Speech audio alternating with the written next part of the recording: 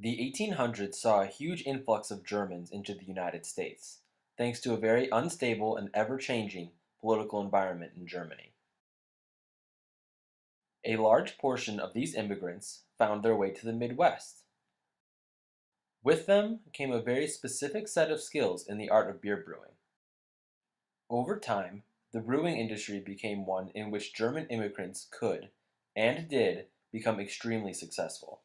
However, even as these breweries were still growing, the industry became threatened in the mid-1800s when the temperance movement began gaining ground in Iowa. This movement was comprised mostly of Christians who believed the consumption of alcohol to be both morally wrong and socially damaging.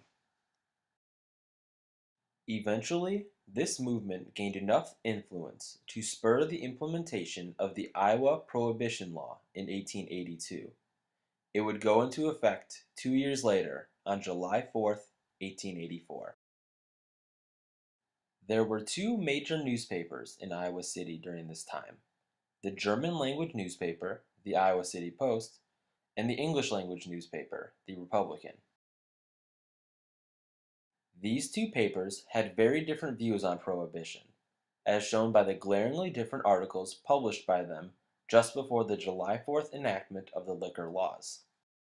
The Republican published the article "Beware of Strong Drink," telling the supposedly true story of two brothers who became degenerates and died due to their consumption of alcohol. In contrast, the Post ran the article "Das letzte Glas," translated meaning "the last glass."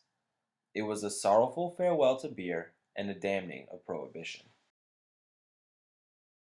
The transition to prohibition did not occur without incident, since prominent brewers such as John Englert and Konrad Graf continued selling alcohol in Iowa City. This led to many arrests and court cases. There were even some violent episodes in the first month of Prohibition around Iowa. These events did not escape the discourse of the two Iowa City newspapers, as exemplified by the coverage of an occurrence in Marshalltown, Iowa.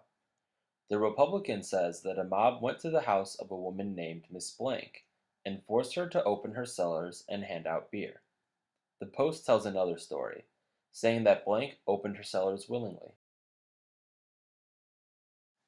Over that first month of Prohibition, tensions grew, as stories of temperance spies reporting alcohol sales became more common. These tensions came to a head when, in early August, some anti-prohibitionists, led by brewers John Englert and Konrad Graf, assembled to protest the many injunctions filed against anti-prohibitionists. They tarred and feathered a suspected informant, and supposedly tried to lynch him as well.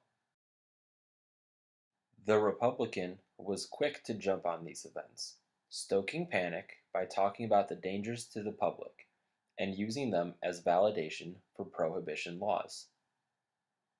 These stories of violence and danger are the ones still seen in modern-day rhetoric about these historical events, as this stance dominates the English literature of those times.